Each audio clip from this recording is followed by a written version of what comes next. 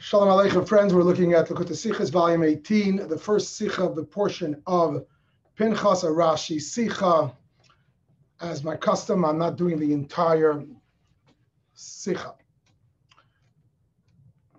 Just a little background to what's happening during this moment in time.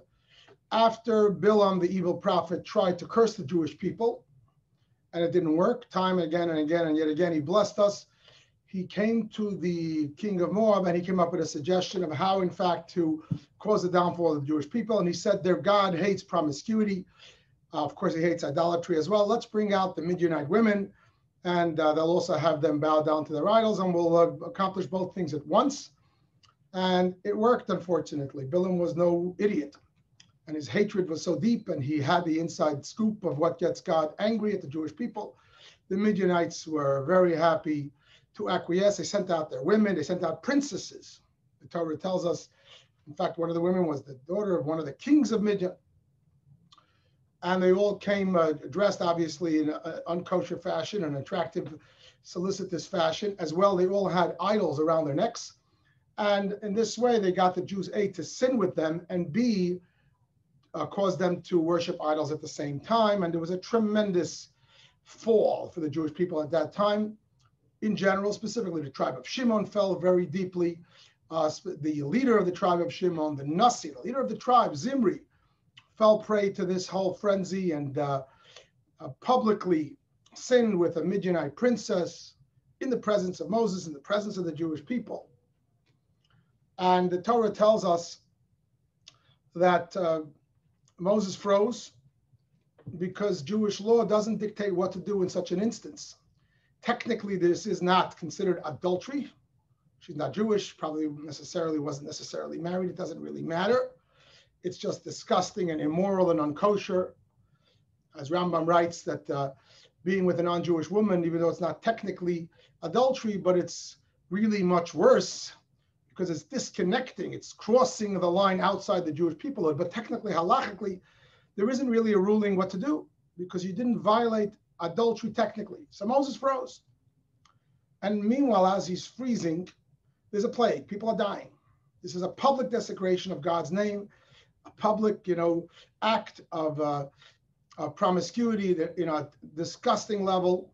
So Hashem obviously doesn't like it, and people are starting to die in a plague, like flies. Pinchas, Moses' a great nephew, grandson of Aaron, approaches Moses and says, Moses, didn't you teach us this law? That if someone who cohabitates with a Gentile woman, and especially if it's in such a public display, the language is the one who is zealous for God's honor can smite him.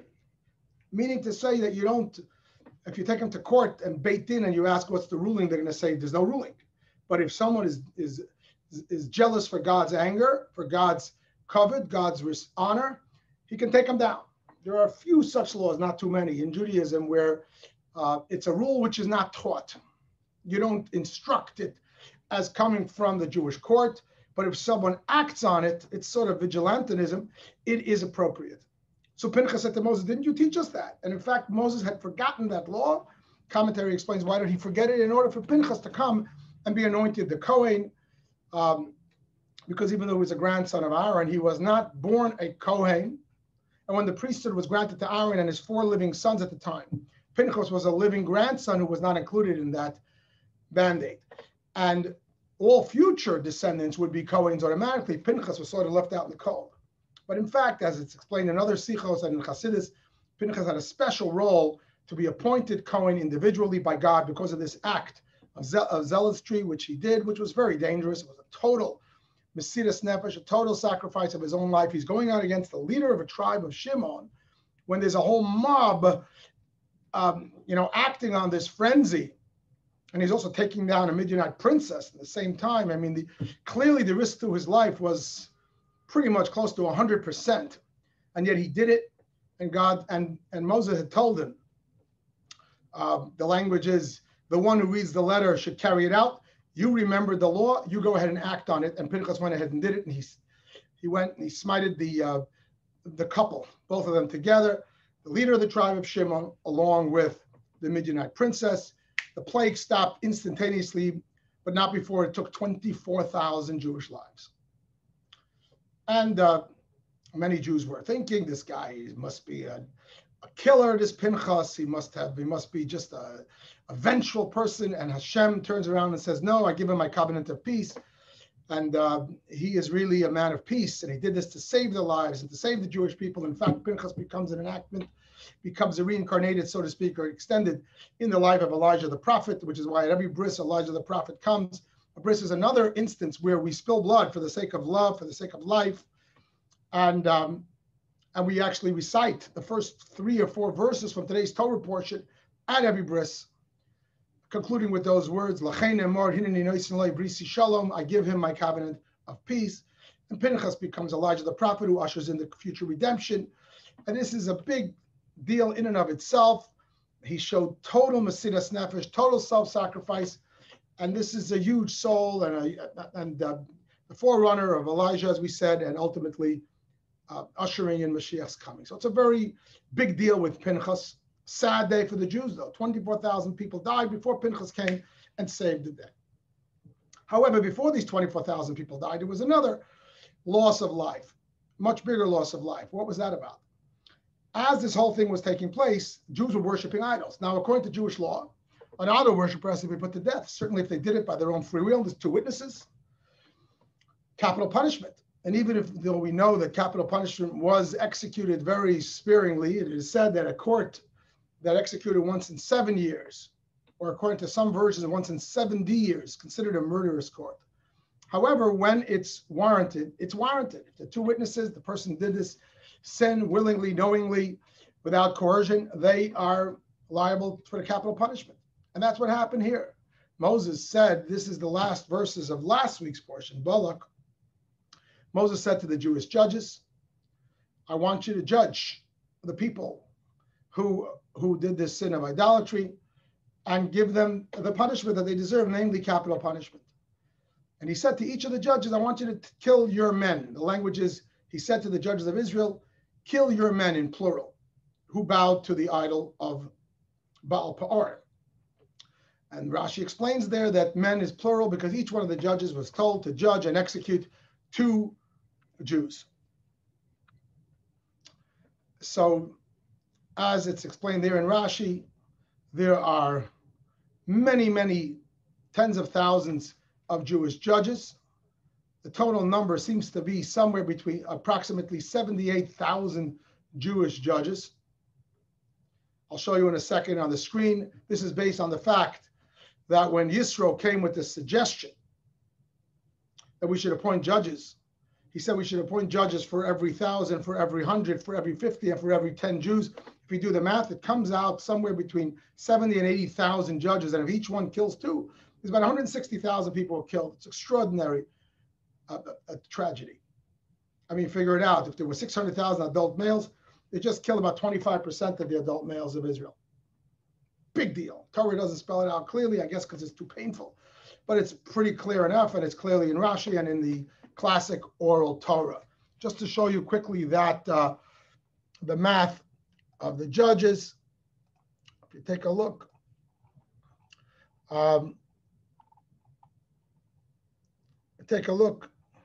Yisro had said the 600,000 Jews, line 38, we should have judges for every 1,000, for every 100, for every 50, for every 10.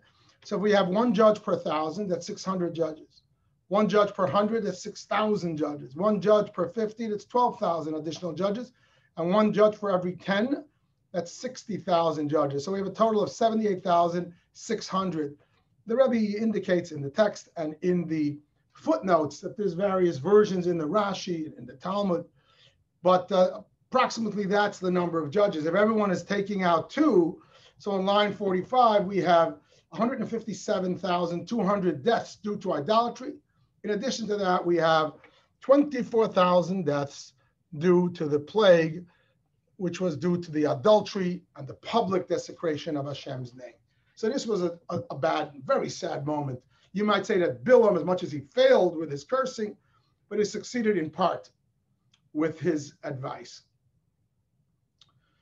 I want to just say parenthetically, and I give this class in my own community, so I base this class on the feedback I get from my own community and our own modern sensibilities. It's hard for us to understand capital punishment for a religious violation. And of course, it's been discontinued since the temple was destroyed and the Sanhedrin, the Jewish court, the Jewish the high court was dismantled until Mashiach comes, when it's reenacted. So how do we relate to that? I want to just suggest a simple thought. One of the reasons why the capital punishment was discontinued from when the Jewish court was dismantled, nothing is by accident. Everything is by divine providence. It's partially because we are no longer liable on that level, because we are in a lower level of existence. And therefore, we're not held accountable to the same level. You might say two people could do the same crime. Let's choose a crime that we all agree is terrible. Child abuser. But one person claims insanity, and in fact, he's proven to be insane. The other is a normal person, if you can call a child abuser normal, but he's said to be of right mind. Clearly, this person, we would give him the worst punishment. People would say, throw the book at him. I mean, he's evil. And the other person would give him a pass. We'd try to protect society from him, but we would give him a pass, even though the two did the same thing, but it's two different people. This person is not expected to be on the same level. So with no offense to us, but at the time of the temple, people were on a level, certainly at the time when the Jews were in the desert, they were seeing the presence of God and all the miracles. They were on a level to understand that a violation of a biblical sin, breaking Shabbos, which is among the capital offenses, or in this case, idolatry, adultery, this is something that you can't do. This is something that should have been obvious to them. Whereas post-temple and post-Sanhedrin, the Jewish court was dismantled temporarily till Mashiach comes. Maybe very speedily. In the interim, I guess we're all a little bit insane. We're insensitive, and to us, therefore, it wouldn't be fair. We're insensitive to God's commands, and it wouldn't be fair to hold us to that standard. And you might say Torah gives us a little bit of a pass. It doesn't make these sins less serious. But reality is that there is no such thing as a capital punishment.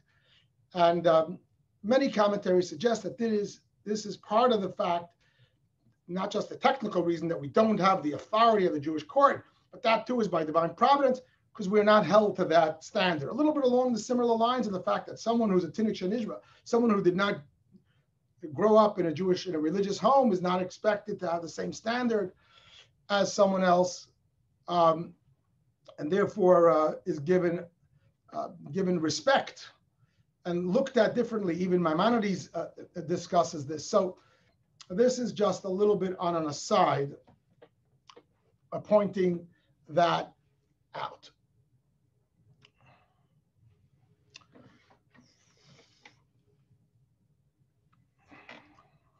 So coming back to, so this is the background.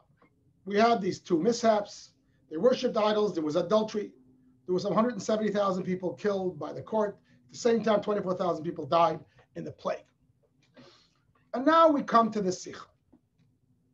The text says that after the plague, God told Moses and Elazar, Aaron's son, to take a census. That's the text. I'll bring it up in a moment. Comes along Rashi and says, this is analogous to a shepherd whose herd of sheep was attacked by wolves. And the shepherd goes out and counts them to know how many are left. Let's pull it up. This is the Sicha is based on text 1. It was after the plague. Hashem told Moshe and Elazar, Aaron's son, this continues in verse 2, to take a census. Says Rashi, the gray box in the middle of the screen, it was after the plague. This is compared to a shepherd whose flock was intruded by wolves and killed some of them from his sheep. He counted them to know how many were left. There's another interpretation which I'm not going to discuss, even though the Rabbi does talk about it in the Sicha. So that's the analogy. It's an interesting Rashi. It looks like a very sweet Rashi. When you're looking at it at face value, Rashi's just explaining, why is there a census? Because we lost people. Just like the shepherd is counting the sheep. He lost so many. It looks very sweet. And that's how most of the commentaries who explain the Rashi explain that entry. Why? What is Rashi trying to accomplish? Because whenever Rashi speaks, there's always a question, what's bothering Rashi? Rashi is not just giving commentary from different sources. He's not a collection of information. He's explaining something that's bothersome to the student studying on the literal text level. What's bothering Rashi? The text says that it came to pass after the plague. They made a census. Say commentaries, say Rashi commentaries. Well, why is there suddenly a census? Aha, there's a census because people died. The shepherd lost sheep. He's got to count them. However, the Rebbe comes and blows that out of the water. And the Rebbe says that can't be what's bothering Rashi. Why not? Because there's an earlier place in Torah where there was a similar thing. There was a plague after the golden calf. And there was a census that followed. And there too, Rashi already explained that we count them because we lost people. And he gives also an analogy of sheep that are missing. Rashi doesn't repeat himself. If he already taught us in the book of Exodus, by the golden calf, the people died from a sin. So God commands that there should be a census taken. And he, in fact, gives the analogy of the sheep who were missing from the herd, who died. So why do we have to repeat it? We already know why there's a census. One might say occasionally Rashi does repeat himself just to jog the memory of the student, but it will repeat himself very briefly. Rashi could have said 3 words, to know how many are left. But not to be so wordy and to repeat the entire analogy with the shepherd. Let's pull up for a moment the Rashi in the book of Exodus. This is in the portion of Kitisa related to the golden calf. I'm just focusing on the few lines that I've highlighted. This can be compared to a flock of sheep treasured by its owner, which was stricken with pestilence. And when it was over, the owner said to the shepherd, please count my sheep to know how many are left, to make it known that they treasured his flock. So we already know this whole Geschichte. We already know the concept of taking a census when there is a loss of life. Why does Rashi have to repeat it at all? And not just he repeats it, but he repeats it at great length with seemingly the same exact analogy as he brings there. A flock of sheep who suffer losses. Good question. It seems like a simple question, but it's problematic. What's the purpose of this Rashi? It cannot be that Rashi is here to explain the connections of the census to the current events of the plague. We already know it from Exodus. So the Rebbe's going to answer this question by posing another question. The first question is basically that this seems to be a repetition of a Rashi in Exodus. But then the Rebbe says, when you look closely at the Rashi here and the Rashi in Exodus, it's not a repetition. There are a few nuanced changes, but they're very important changes. In both cases, he brings an analogy of sheep, who many of the sheep in the herd are lost, and you count them. However, there are a few important pivotal changes between Exodus and here. Says the Rebbe, it's not a repetition. Those changes are on purpose, and that's why the Rashi is here repeated, because it's not really repeated. It's making a different point. Brilliant. What are the differences? The Rebbe is going to point out that if we take a look in Exodus, over there it says that the sheep died from a plague. In our case, it says the sheep were attacked by wolves. If you respect Rashi the way the Rebbe does, that's not accidental. In fact, to add to that, the source of our Rashi in the Medrash also says that they died from a plague, and Rashi deviates from his source in the Medrash and chooses to say, no, they died from being attacked by wolves. He changes the analogy. Clearly, it's on purpose. And then there are other 2 changes. Let me bring up a little spreadsheet to spell it out. So let's start from the top, though, to bring us to where we are now. So we have in line 3, the verse in the book of Numbers, it came to pass after the plague, Hashem told Moshe to take a census of the Jewish people. Rashi says it came to pass after the plague. Analogous to shepherd, who wolves had entered his herd and killed some, so he counts to know how many are left. The assumption of what's bothering Rashi, meaning according to most commentary, why is there a census taken at this time? And the Rebbe asks 2 questions. Question A, we already know from the golden calf that a census is taken where there's a loss. Why does Rashi repeat this and at great length? And B, why the differences between Rashi in Exodus and Rashi here? Now, what is the Rashi in Exodus? Analogous to a sheep, beloved to their master, who suffer a plague, he asked the shepherd to count them to show his love. I know I misspelled the word shepherd, I think. So what are the differences? Remember what the Rebbe is doing with this. The Rebbe is going to point out that the Rashi here is not a repetition from Exodus because it's different. Now, what are the differences between the Rashi in Exodus and the Rashi here? So we have it on the screen. In Exodus, by the golden calf, on line 29, it says the master requested account. Here it speaks of the shepherd making account. Small difference, but the difference is right there. It's striking.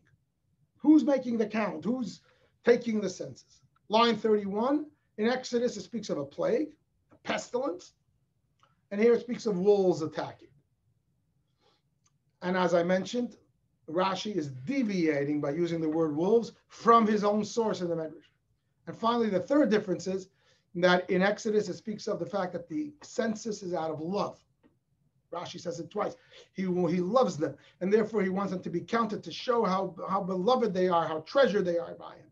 That census is all about love in Exodus. And in our case, it doesn't mention the word love. It just says count them to see how many are left.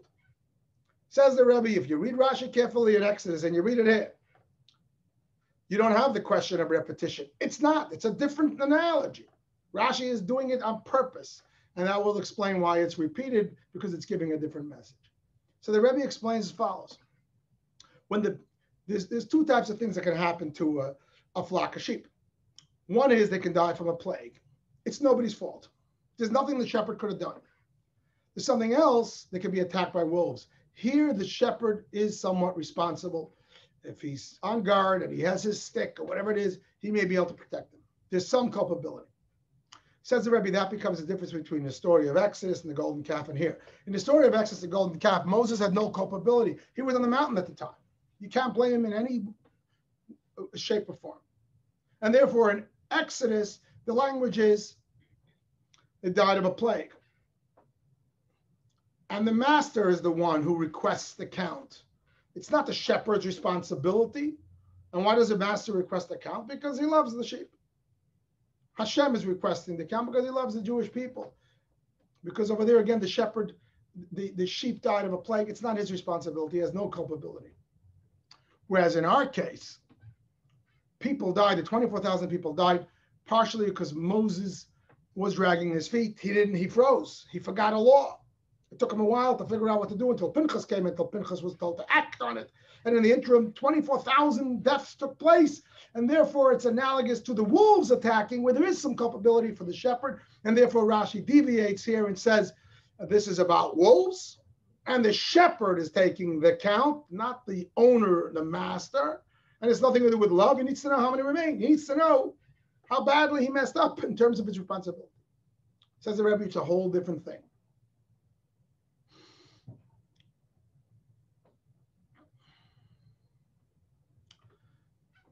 And the Rebbe further explains that now that we know that there's a difference between Exodus and here, in terms of who was responsible, we can zero in here too. There were two instances of death. Remember, there was an instance of death first by the judges, who put to death some 170,000 people. And then there was the plague. Now, the deaths of the plague, Moses has some culpability because he froze. He didn't know what to do. He didn't act quick enough. Whereas the 170,000 deaths of idolatry, that's not Moses' fault. That's Jewish law. Says the Rebbe, now we can explain what Rashi wants. Remember, the big question in a Rashi is always what's bothering Rashi.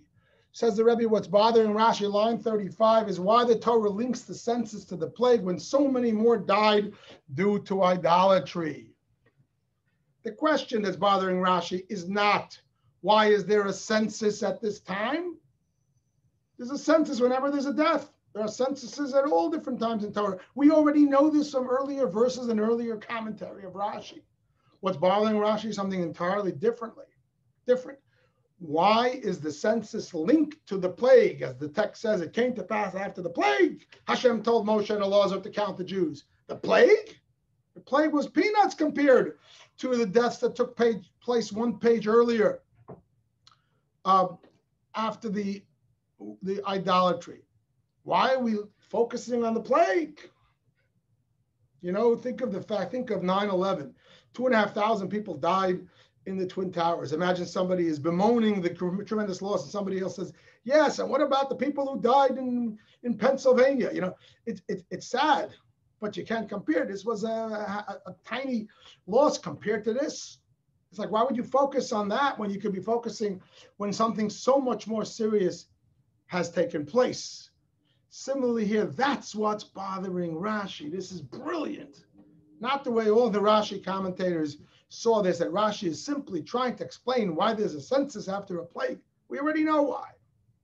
What's bothering Rashi is something much more nuanced. Why does the Torah make a point of linking the census to the plague when there was a far greater loss? The plague only lost 24,000 people, sad as it might be, but the idolatry deaths mounted 157,000 plus deaths.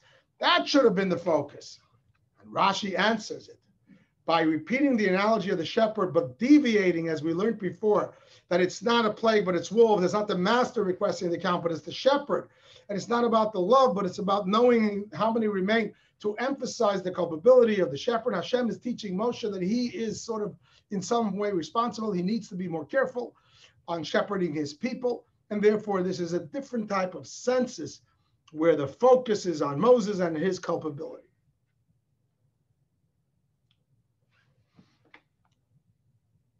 And therefore, this extends itself to line 48, in Exodus, Moses has no responsibility, whereas here in Zimri, Moses has responsibility. And line 52, this answers both of the Rebbe's questions. Rashi is not repetitive. He's making a different point. He's speaking about the culpability of Moses in this census.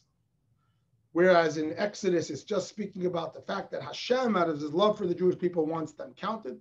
And B, this explains the differences between the two Rashis, because that's exactly the point of the second Rashi. There remains one final question, though, that the Rebbe addresses.